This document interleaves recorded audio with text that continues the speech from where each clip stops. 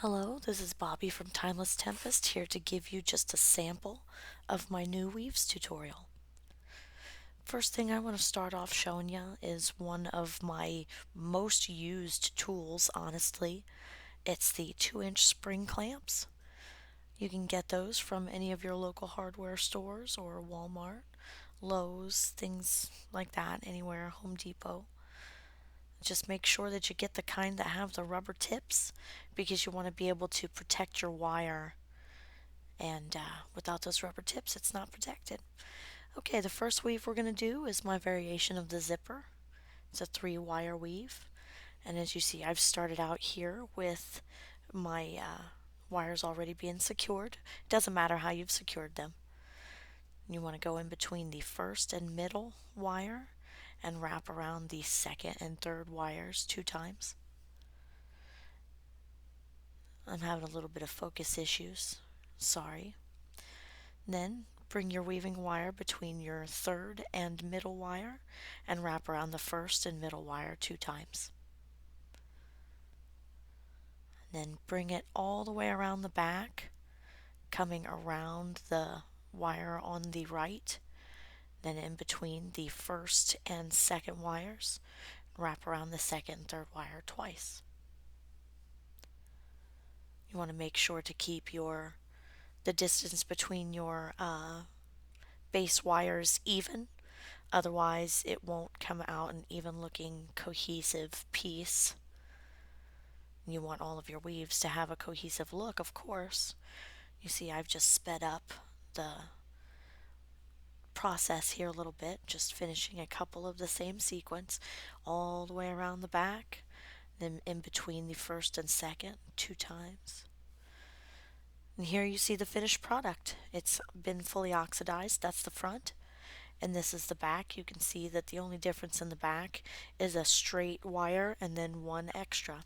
This is the next weave. It is the double bar.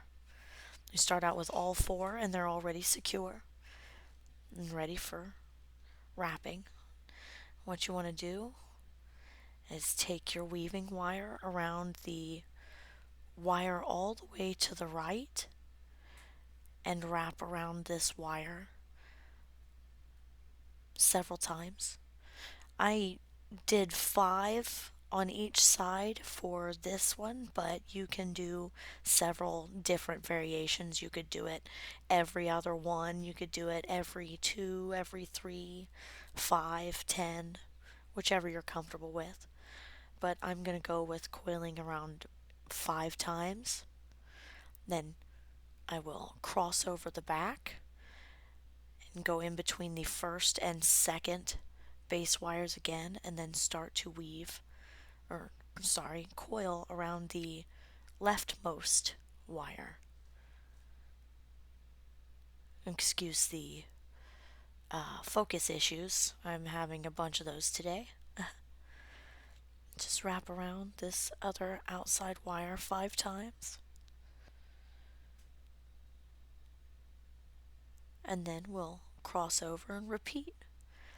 But when you cross over to repeat, I suggest that you then bring your wire between the fourth and third and then wrap around the fourth, doing your 5 coils again. I'll speed it up for time's sake, and so you don't have to watch me in so much pain from this focus issue. I'll wrap it around 5 times. There's 5. Then bring it in between the first and second again and wrap around all 5, or wrap around 5 times around the first one. Push those coils down to keep them nice and uniform. You shouldn't, after you stack these weaves on top of each other like this, you shouldn't have a problem with gaps. It should close pretty well. This is the final product. You can see the 2 completely bare bars in the middle, and the other 2 are the only ones coiled. As you can see here, I did several different sizes. Down there's like 2 to 3 in between. And then I did 5 in between. Oh, I'm sorry, that's 7 in between, and then 5 in between for the others, just to show that there's no real difference in the way the weave looks. It still looks cohesive and even. The next is my variation of the fishbone, which is wrapped through the small bridges. We're going to start by wrapping around the middle two 5 to 10 times. Really, this is just on you. It depends on how you feel about it. You know, if you want to have the distance between your little bridges farther apart, then go ahead by all means. Make them farther apart. Wrap it 10 times. If you want them closer, wrap it 2 times. But we're going to be just wrapping around the middles, nothing else.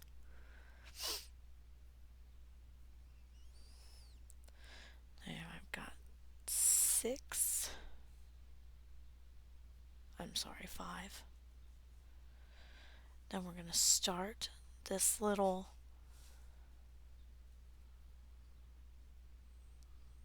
beginning.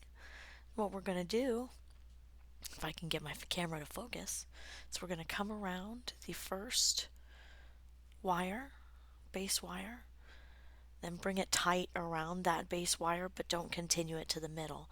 You're going to take the end of your wire and insert it just under the little bridge. And then you're going to pull it all the way through. All the way through. I suggest that you don't use a large piece of wire at a time. Use around 6 to 10 inches, no more. You bring it all the way around, just like you're going around it like you've looped around anything else.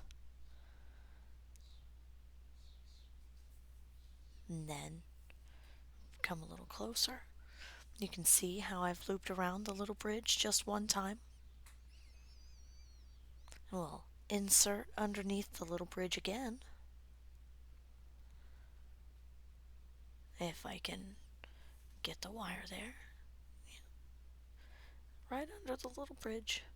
And then we pull that through again. Pull it all the way through. So now you have 2 little coils around this bridge. Just pull it tight, as tight as you can get it without misshaping your initial little bridge. And that is where I should have stopped. I should have stopped right there and went ahead and done the next part. But, of course, I messed up. So do not do this next part. If you're following along, just stop at that second part. But I still suggest that you watch this just to see my mistake and learn from my mistake. My mistake here is that this little coil is now going to be too close to get a nice flat and even look out of the coils that will come around the 2 middle wires.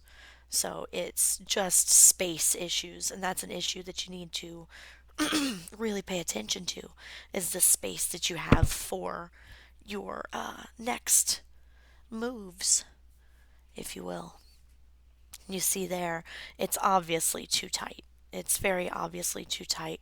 And I try to figure out a way to make it work by taking it around and then going through under the bridge again. But it just does not turn out nicely. It does not. So I don't end up keeping that. We end up starting over. But of course, you won't have to start over. Just pay attention to my mistake and don't do it. Here you see me, I've inserted underneath the little bridge. And that was when I knew that wasn't going to work. See, it just isn't, the space isn't, but that's okay. We fixed it right here. See, I've left a lot more room in between, but also I widened it up just a little bit so that I could get a couple more coils in there. Because, the whole point is to have the pretty coils there on the bridge. Now we're just going to go right across the middle two base wires and then behind the rightmost base wire.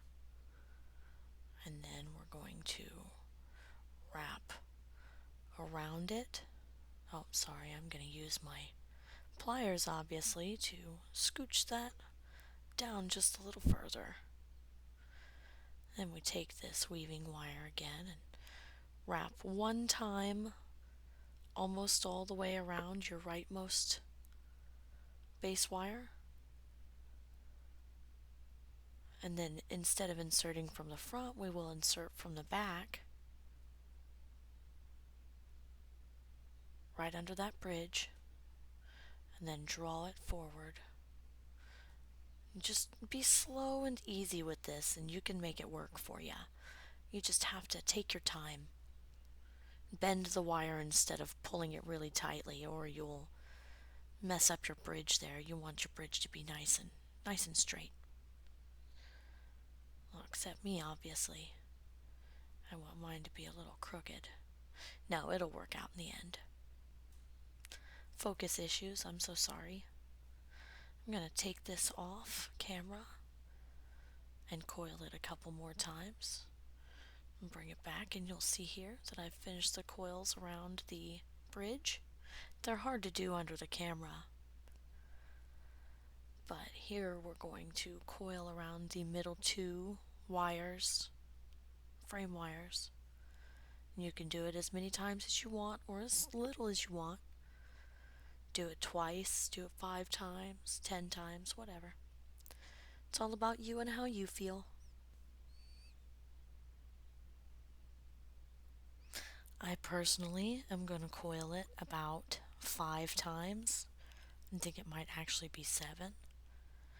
Take it off camera and bring it back, and I should have somewhere around 5. Oh, yeah, that's 5 coils. So I'm putting 5 in between on this one. See, the back should look very similar to the front. And once you add more structure to the middle, you can compress them down and those will be closer. And you won't have the bigger gaps like you see. And here is the finished product. You can see that I have in the middle put between 10 or 15 rings just to show the difference. And then at the end, towards my left hand, well, not right now, but you can see that I've done some small ones also. This is not limited to just the long, wide frames. You can make them for smaller frames also. This is a shot of the back. You can see I've crossed in a couple of places, but this is our next weave. It's the 4-wire textile. We'll be using 2 half round and 2 round. The 2 half round are directly in the middle. You see I've taken the left half round and I've bent it forward, and then you leave the right half round down in its place and wrap around these 3, making sure to leave plenty of room there for the other half round that is bent forward to go back into place. You're going to wrap. I did 5 in between, but you can do as little or as many as you want. I suggest you start at 5 though, because this is kind of a difficult, more tedious weave. You see, I have 4 here. We'll do it one more time, keeping plenty of space in between. You see, it's really easy to bring those round wires too close to the middle. And then if you feel like that's happening, just line them up and then take your pliers and squish them down just a little, and that should give you a little bit more space there to bring it back to its original place. Then we're going to take the bent half round and bend it over the 5 that you just did. And then I like to take my, oh, I'm sorry, we're going to do this first. We're going to bend the other half round forward. But the first half round that we bent back, we have to bring it back into the middle so that it sits in the middle with the 2 round wires. Just bring it back to the middle, which will create a little hump there with all of those little wires bundled right underneath of them. Then we're going to do the same thing for this side. We'll keep plenty of space. Make sure you keep plenty of space between those two. The 2 round wires are very important structural pieces. So make sure that they stay in the same spot. That's why I really emphasize on bending instead of pulling your wires tightly. Tension is not a good friend of a wire weaver. You want to be like water, loose and flowy. You see here I've obviously pulled a little too tightly, so I'm going to flatten them out and try to get a more cohesive look. It's hard to do under this camera. I have a lot of troubles. I'm really just learning how to do the YouTube videos and such. Then you want to bring the half round back forward and bend it forward, and you can see how it is going to hold the next 5. And then you start the process over again by bending the other half round forward and then bringing the first half round you bent backwards back into the middle, and that should create another hump over there. My back is quite messy because I haven't quite gotten this particular weave 100% down, but I'm working on it. And here I want to show you the finished piece. It's already oxidized and rubbed down, but you can see that there's a more cohesive piece and structure to it if you stay steady. Once again, my backs are atrocious and messy, but that's okay. We all have a process, right? This is another variation with just one of the flat half round. It's flat on one side and domed on the other. If you enjoy what you've seen here, don't forget to drop by my website, timelesstempest.com. I've got a variety of tutorials in there, and I also have a new blog post that I just set up. And also I have my Etsy store, which you can find me at Etsy/timelesstempest.